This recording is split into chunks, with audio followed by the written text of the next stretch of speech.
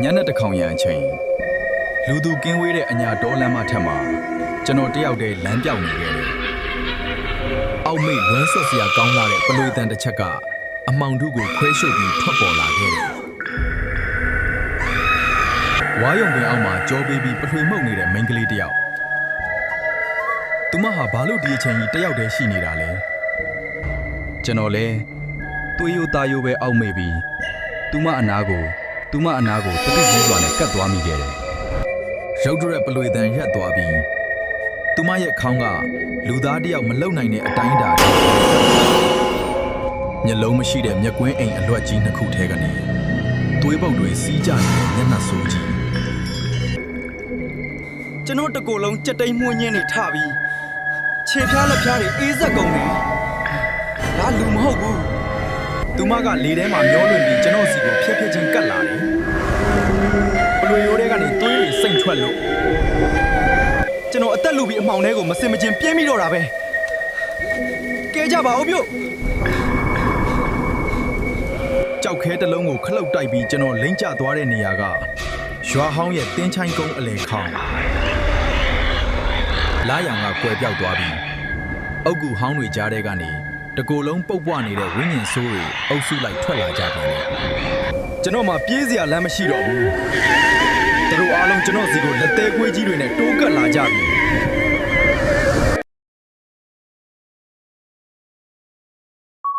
အုတ်ကူအိုတွေကြားထဲမှာကျွန်တော်အသက်ရှူဖို့တောင်မေးလောက်အောင်ထိတ်လန့်နေခဲ့တယ်။ပတ်လေးမှာလည်းပုတ်ပွားနေတဲ့အနှံ့အသက်တွေကကပ်ပါလာတယ်။ခုနကပလွေမှုတ်တဲ့တရေမကလေထဲကနေကျွန်တော်စီကိုဖျက်ဖျက်ချင်းဆင်းလာတယ်။သူမရဲ့သွေးစွမ်းနေတဲ့မျက်နှာကကျွန်တော်အနားကိုရောက်လာပြီ။သူမရဲ့ချွန်ထက်နေတဲ့လက်သေးကွေးကြီးတွေကကျွန်တော်လေပင်စီကိုကုတ်ချစ်ဖို့တိုးကပ်လာတဲ့အချိန်မှာကျွန်တော်လည်းအသက်ဘေးနဲ့ကြုံလာတော့လက်ထဲကကင်မရာနဲ့ပဲသူမရဲ့မျက်နှာဆိုးကြီးကိုအားကုန်ထွဲရိုက်ပစ်လိုက်တယ်။ကင်မရာရဲ့ဖလက်မီးရောင်ရဲ့ right ချက်ကြောင့်တရေမဟာစူးစူးဝါးဝါအော်ဟစ်ပြီးနောက်ကိုလွင့်ထွက်သွားခဲ့တယ်။ဒီအခွင့်တရေကိုတုံးပြီးကျွန်တော်အုတ်ကူတွေကြားထဲကနေလွတ်မြောက်ရလမ်းကိုယူယူမူမူရှာပြီးပြေးမိပြန်တယ်။ပြေးရင်နဲ့အဝေးကမြူနင်းနေကြတဲ့မှာမှိတ်တုံမတုတ်လင်းနေတဲ့အိမ်သုံးမှန်အိမ်မီးရောင်တစ်ခုကိုလှမ်းမြင်လိုက်ရတယ်။ကျေးဇူးတင်ပါတယ်။လာပါ။အဖိုးကြီးတယောက်သူကမှန်အိမ်လေးကိုကင်ပြီးကျွန်တော်စီကိုလှမ်းអော်နေတယ်။ကဲပါဦးအဖိုးရဲ့ကျွန်တော်တင်းချိုင်းတစ်ခါဝကိုရောက်တာနဲ့လဲကျသွားတော့တာပဲ။အဖိုးကလည်းတင်းချိုင်းတစ်ခါကိုတန်ကြိုးတွေနဲ့အမြန်ခတ်ပစ်လိုက်တယ်ဟိုးအသက်ဘေးကတတိလေးလွတ်ခဲ့ပြီဒါပေမဲ့အဖိုးရဲ့မျက်နှာကတော့လုံးဝကိုပြက်နေတော့ပဲမင်းအဲ့ဒီပလွေတံကိုကြားခဲ့တယ်မလားအဲ့ဒါဒီရွာကအစိမ်းတွေတည်ခဲ့တဲ့မိန်းကလေးရဲ့ဝိညာဉ်ပဲလို့အဖိုးကတူတူလေးပြောရှာတယ်ကျွန်တော်ကင်မရာထဲကရိုက်မိတဲ့ပုံကိုပြန်ကြည့်လိုက်တဲ့အခါအဲ့ဒီတရေမကကင်မရာကိုစိုက်ကြည့်ပြီးပြုံးပြနေတာကိုမြင်လိုက်ရတော့တယ်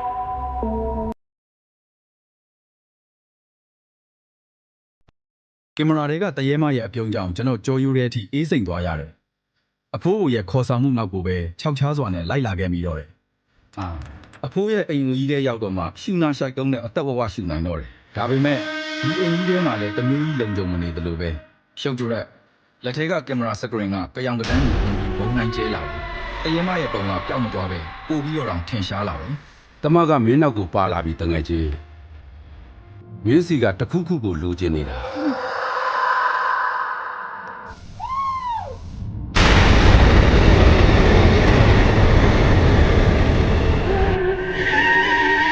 ကြားရပြန်ပြီတောကုန်းတင်းချိုင်းတွေကပလွေတန်ကအခုတော့ဒီအိမ်တငါးဝတက်တဲ့စီကနေထွက်ပေါ်နေတာဗျာကျွန်တော်နားနှစ်ဖက်ကိုအားကုန်ပိတ်ထားလဲအဲ့ဒီအတန်ကအုံနောက်ထဲအထိထိုးပေါက်ဝင်ရောက်လာတယ်ကဲပါဦးကျင်းအခါကိုပြေးပြီးလာချစ်နေတယ်ဒီမှာအပြင်မှာရောက်နေအေးစိမ့်နေပါငါးပါးတိလာကိုစောင့်ထိန်ပါတခါကြီးခုထပ်သွားပြီးမှန်အိမ်ကြီးလည်းငြင်းသွားခဲ့တာတအိမ်လုံးအမှောင်တွေကိုကြာရောက်သွားတယ်အမှောင်ထဲမှာအနီအောင်တွေးခွင့်အိမ်ကြီးတစ်ခုပဲလို့ဘာမှမမြင်ရတော့ဘူးဒီမှာကျွန်တော်အိမ်သားကြီးရောက်လာတယ်သူမရဲ့အေးစက်လာတဲ့ဝင်းငင်အရှင်ရွာကကျွန်တော်တကူလုံးကိုဓာချုပ်ထားတယ်လို့ပဲလှုပ်လို့လည်းမရအော်ဦးလည်းမရတယ်လက်ရှိကအလိုရောက်ရုံးကနေထင်းသွားပြီသူ့ရဲ့မျက်နှာစိုးကြီးကကျွန်တော်မျက်နှာနဲ့တလက်မအကွာမှာ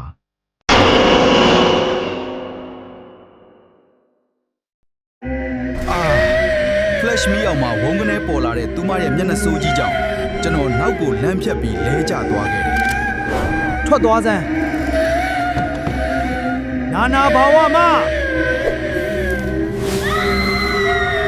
အော်ဟစ်ရင်အမောင်တူးတဲ့ကိုအရိပ်မီးကြီးအဖြစ်လွန်းထွက်ပျောက်ကွယ်သွားခဲ့တယ်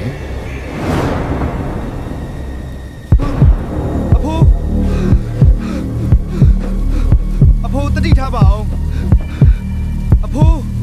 အဖိုး ကအသက်ငင်နေတဲ့ကြားထဲကနေအခန်းထောင်ကဖုံထူနေတဲ့တက်တာအိုကြီးစီကိုလက်ညှိုးတုံတုံရီရီနဲ့ညှွန့်ပြတယ်အဲ့ဒီတက်တာအိုကြီးထဲမှာဘာရှိုးဝက်ချက်တွေရှိနေလို့လဲကျွန်တော်တတိကြီးစွာနဲ့ပဲအနားကိုကတ်သွားမိတယ် ကျွတ်ဆိုတဲ့အတန်နဲ့အတူတစ်တာအဖုံးကိုဖွင့်လိုက်တဲ့အချိန်မှာထူးဆန်းတဲ့အေးဓာတ်တစ်ခုကကျွန်တော်မျက်နှာကိုလာရိုက်ခတ်တယ် တက်တာထဲမှာတွေးလိုက်ရတာကတော့သွေးတွေပေးချမ်းနေတဲ့ဝါပလွေအဟောင်းတစ်စင်းနဲ့မိန်းကလေးတစ်ယောက်ရဲ့ဓာတ်ပုံဟောင်းတစ်ပုံဓာတ်ပုံထဲကမိန်းကလေးရဲ့မျက်နှာကိုကြည့်ပြီးကျွန်တော်စွန့်အပ်သွားခဲ့ရတယ်ဒါခုနကတဲရဲမရဲ့ရုပ်အစ်စ်ပဲရုပ်တရက်ဒေတာတွေကဘလွေရိုးတဲ့ကနေသွေးပုတ်တွေစိမ့်ထွက်လာပြီးသူ့အလိုလိုတုံခါလာပြန်တယ်တိုးရာကနေကျဲလောင်လာတဲ့ဘလွေတန်ကအိမ်ထဲမှာတင်ထက်မြည်လာပြန်ပြီအဖိုးကလည်းတတိမေ့မျောနေပြီကျွန်တော်ဘာဆက်လုပ်ရမလဲ ကျွန်တော်ကြကြောပြင်ကြီးတစ်ခုလုံးခဲရိုက်ထားသလိုအေးဆက်သွားတယ်။ကူညီကြပါဦး။သူမကျွန်တော်အနောက်တဲထဲမှာရောက်နေပြီ။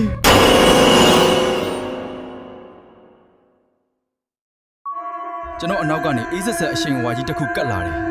။တကူလုံးလှုပ်လို့မရတော့ဘူး။သူမရောက်နေပြီ ကျွန်တော်လန့်ဖြတ်ပြီးလှည့်ကြည့်လိုက်တဲ့အချိန်မှာလက်ထဲကဓာတ်ပုံဟောင်းလေးလမ်းပေါ်လွတ်ကျသွားခဲ့ရတယ်။ ။ရုပ်တရက်တက်တာတွေကသွေးစွမ်းနေတဲ့ဝါပလွေအိုကြီးကအနီရောင်အလင်းတွေတောက်လာပြီးအငွေ့တွေထွက်လာတယ်။တရေမကတက်တာဘေးမှာကက်ရက်သားပေါ်လာပြီးသူမရဲ့ပုတ်ပွားနေတဲ့လက်သီးကွေးကြီးတွေနဲ့ကျွန်တော်ကိုလှမ်းဖမ်းတော့တာပဲ။ကျွန်တော်လည်းအနောက်ကိုဆုတ်ပြေးရင်ခြေကလုတ်တိုက်ပြီးကြမ်းပြတ်ပေါ်လင်းကျသွားခဲ့တယ်။ မလာနဲ့ဝေးသွားစမ်း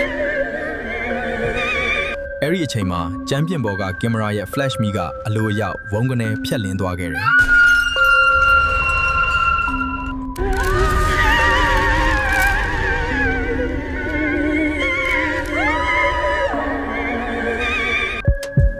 ကျွန်တော်လည်းအခွင့်အရေးကိုအသုံးချပြီး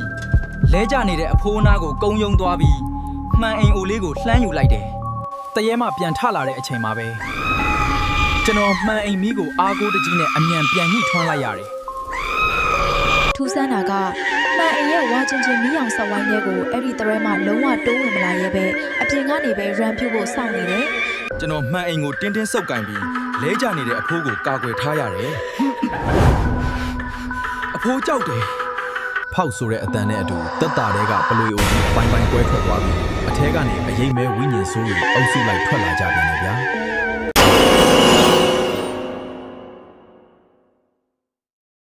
ဖွေယာပလွေအိုကြီးကွဲထွက်သွားပြီးတော့အထဲကနေထွက်လာတဲ့ဝိညာဉ်ဆိုးတွေကတခန်းလုံးကိုဖုံးလွှမ်းသွားခဲ့တယ်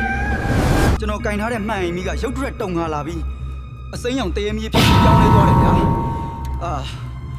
ဖျားရီကျမ်းပြင်ပေါ်ကပလွေအပိုင်းအစတွေကသွေးပုတ်တွေအဖြစ်အရေးပြောပြီးကျွန်တော်ခြေထောက်စီကိုညွေရီလိုတွားကပ်လာနေပြီတရေမရဲ့မေးရိုးကြီးကလူသားမဆန်အောင်အောက်ကိုဖြုတ်ကျသွားပြီးတအိမ်လုံးတုံခါသွားလောက်နဲ့အော်တန်နဲ့ကြီးထွက်လာတယ်အိမ်နံရံတွေကနေသွေးတွေယိုစီးကျလာပြီးကျမ်းပြင်အောက်ကနာလဲတေလူတွေရဲ့လက်ပုတ်ကြီးတွေထိုးထွက်လာကြတယ်ဖတ်ဆိုပြီးမှန်အိမ်မီလုံးဝငြိမ်းသွားတဲ့အချိန်မှာဖျားရီတက်ကပါလုံးသွေးနေအောင်ငရဲခန်းကြီးဖြစ်သွားခဲ့ရတယ်။ဘာလဲကနေထွက်လာတဲ့လက်ပုတ်ကြီးတစ်ဖက်ကကျွန်တော်လည်းအားလုံးညစ်ပစ်လိုက်တယ်။အသက်ရှူလို့မရတော့ဘူး။ကျွန်တော်မသိမချင်းရုန်းကန်ပြီးလက်ထက်ကကင်မရာနဲ့အဲ့ဒီလက်ပုတ်ကြီးကိုအားလုံးထူရိုက်ပစ်လိုက်ပြီ။ But then, the ghost appeared right in front of my face, and she exhaled these black mists from her rotting mouth. အဲ့ဒီအငွေ့တွေကကျွန်တော်ကိုယ်ထဲဝင်သွားတော့ရင်ဘတ်တစ်ခုလုံးပေါက်ကွဲမတက်ခံစားရပြီကျွန်တော်ကြမ်းပြင်ပေါ်မှာလှုပ်ရှားလို့မရတော့ဘူးသူတို့အားလုံးကျွန်တော်အသက်ဝိညာဉ်ကိုနှုတ်ယူဖို့ဝိုင်းအောင်လာကြပြီဒါဟာကျွန်တော်ရဲ့နောက်ဆုံးအချိန်ပဲလားကဲကြပါအောင်ဗျာ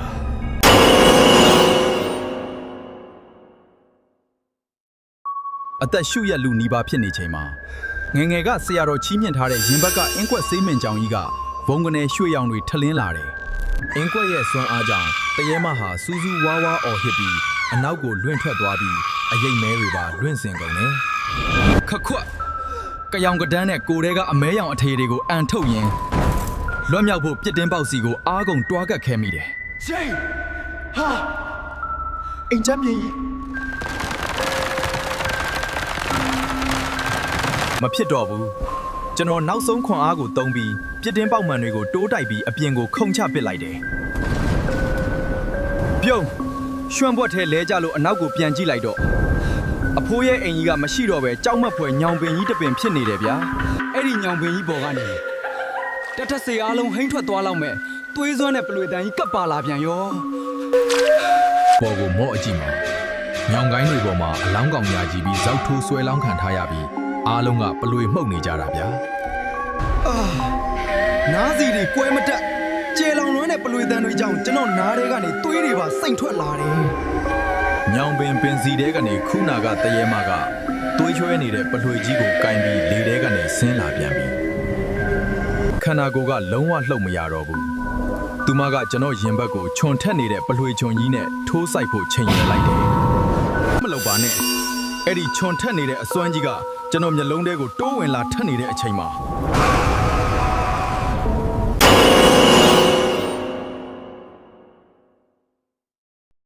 ရှိန်ကံကောင်းကျင်တော့ရုတ်တရက်မိုးကြိုးမုန်တိုင်းဝုန်းကနေပစ်ချလိုက်လို့ညောင်ပင်ကြီးတစ်ခုလုံးလင်းကနေဖြစ်သွားခဲ့တယ် ပြင်းထန်တဲ့မိုးကြိုးအလင်းရောင်ကြောင့်တရေမဟာလန့်ဖြတ်ပြီးနောက်ကိုဆုတ်သွားတယ်ငါအခုပဲပြေးမှဖြစ်တော့မယ် ခန္ဓာကိုယ်ကအားရင်တွေပြန်ရလာတာနဲ့ကျွန်တော်ရွှံ့ပွက်တွေကြားထဲကနေညုံနေနေတဲ့ကိုအတင်းယုံထပြေးတော့တာပဲ။ပေါင်မဲနေတဲ့တော်လန်ချင်းလေးတဲ့အသက်လူပြေးနေရပေမဲ့ဘေးပင်ညာကတက်ခေါင်းတွေထဲမှာရန်သူမျက်လုံးတွေကဝိုင်းကြည့်နေကြသလိုပဲ။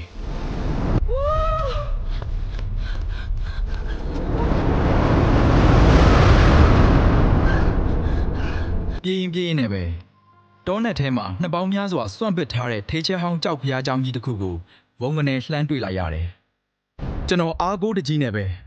ကြောက်ဖျားเจ้าရဲ့တကားမကြီးကိုအားကုန်တွန်းဖွင့်ပြီးအထဲကိုပြေးဝင်လိုက်မိတယ်။ချိန်တကားကြီးကိုအမြန်ပြန်ပိတ်အတော့ဝရှူလိုက်နိုင်ပြီမဲ့ရင်ဘတ်ထဲမှာတော့တတိန်တိန်ခုတ်နေတော့ပဲ။မှောင်ငင်းနေတဲ့ဝက်ပြူဆောင်လဲမှာထူးဆန်းတဲ့ရွှေရောင်အလင်းတန်းတွေထွက်နေတဲ့ရွှေဟောင်းကြည်စံကြီးတဆူကိုဖူးမြော်လိုက်ရတယ်။ ဝမ်တရေမကအပြင်ကနေတခါကြီးကိုအတင်းထုရိုက်နေပြီတခါကြီးဘလောက်ကြာကြာခံပါလဲဗျာ မဖြစ်ဘူးကကရန်ကြီးရဲ့အောက်ခြေကထူးဆန်းတဲ့ရှေးဟောင်းစာတန်းတွေကိုကျွန်တော်ကင်မရာနဲ့အမြန်မတန်းတင်ဖို့ကြိုးစားလိုက်တယ်ကင်မရာစကရင်ထဲမှာရှေးဟောင်းစာလုံးတွေရွှေရောင်ထတောက်လာတဲ့အချိန်ကြောက်တခါကြီးကဂျိန်းကနေပွင့်ထွက်သွားပါတော့တယ်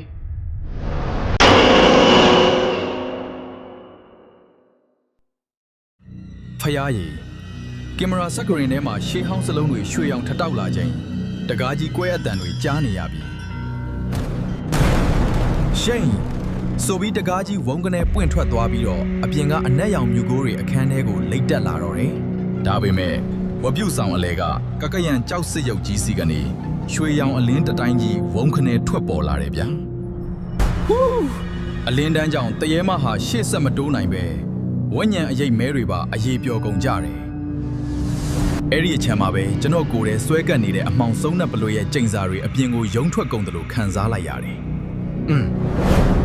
ကကရန်ရုပ်တူကြီးကကျွန်တော်စီကထွက်လာတဲ့အမဲရောင်ဝဉ္ဉံဆိုးတွေကိုသူ့ရဲ့အောက်ခြေစီကိုစုပ်ယူပြီးနှိမ်နှင်းပေးနေတာဗျဟူးကျိန်စာတွေပြေသွားတဲ့အချိန်မှာအလင်းတန်းတွေငိမ့်သွားပြီးကျွန်တော်လဲကြမ်းပြင်ပေါ်ခြေပစ်လက်ပစ်လဲကျသွားခဲ့တယ်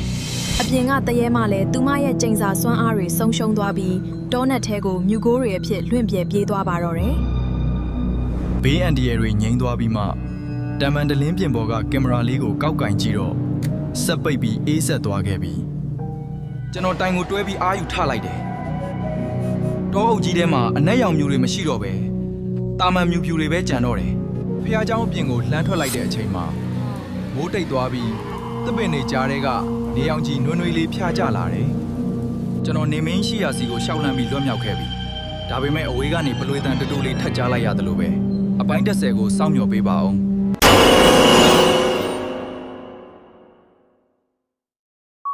ကျိန်စာတွေပြဲသွားပြီးအမှန်နဲ့တောအုပ်ထဲဆက်လျှောက်လာတာလမ်းဘေးကညောင်ကိုင်းတွေပေါ်မှာတငန်းအဟောင်းကြီးတွေဆွဲလောင်းထားတာတွေ့ရပြန်တယ်အရာကြီးရှေ့ကမြူနင်းထုထက်နေတဲ့လမ်းမထက်မှာလူရိတ်လိုတန်တန်ကြီးလေးခုကတချွေ့ရွေ့နဲ့ထွက်လာနေပြီဗျာကျွန်တော်လဲချက်ချင်းလှည့်ပြီးနွယ်ပင်တွေရှုပ်နေတဲ့ရွှေဟောင်းကြောက်တကားအပြက်ကြီးတွေကြားထဲအားကုန်ပြေးဝင်ပြီးတော့တာပဲဟတ်ရွှန့်ပွက်ထဲခြေလမ်းမှားပြီးနင်းမိမလို့ဖြစ်သွားတာမြေကြီးပေါ်မှာထူးဆန်းတဲ့ဝါပလွေအဟောင်းကြီးတစ်ခုလဲရောက်နေတာဗျာတကားအတွင်းထဲကကြောက်စင်ကြံလမ်းကြီးထဲရောက်တော့မျက်နှာချက်ကနေအနီရောင်အဝတ်စုပ်ကြီးတွေတွဲလောင်းကျနေတာမြင်ပြီးရင်တွေတုန်လာတယ်ဘာဖြစ်တာလဲမသိဘူးကျွန်တော်လက်ကောက်ဝက်မှာအမဲရောင်အကြောပြပြကြီးတွေပေါ်လာလို့အတင်းပွက်ပစ်နေပေမဲ့မပြောက်ဘူးဗျာခမ်းမအလဲခေါင်လဲရောက်ရောကျွန်တော်ပတ်လဲကျမ်းပြင်ပေါ်မှာပလွေနီအခုတည်းများစွာကအဝိုင်းလိုက်ကြီးစီထားတာတွေ့လိုက်ရတယ်အပေါ်မော့အကြည့်အမိုးထုတ်တန်းတွေပေါ်မှာဝဲရုံအနှက်ဝတ်ထားတဲ့လူရိတ်ကြီးတွေကငြိမ်သက်စွာနဲ့ကျွန်တော်ကိုငုံကြည့်နေကြတာချက်ချင်းဆိုသလိုပဲကျမ်းပြင်ပေါ်ကပလွေတွေအားလုံးကလေထဲကိုတရွေ့ရွေ့နဲ့မြောက်တက်လာကြတယ်မဖြစ်နိုင်တာဝုံနောက်ခံကကကရန်ရုပ်တုကြီးစီကနေရွှေရောင်အလင်းတန်းတွေထွက်လာပြီးပလွေတွေစီကအမဲရောင်မီးခိုးတွေကိုခုခံတိုက်ခိုက်တော့တာပဲအလင်းနဲ့အမောင်အားပြိုင်တဲ့လေပြင်းတွေကြားတယ်ကျွန်တော်လဲကျမ်းပြင်ပေါ်ဒူးထောက်ကြပြီးအတင်းအောင်အောင်ထားရတယ်အလင်းတန်းတွေမျက်လုံးထဲစူးခနဲဝင်လာချိန်ကျွန်တော်မျက်ဝန်းတွေထူးဆန်းစွာအယောင်ပြောင်းသွားပြီး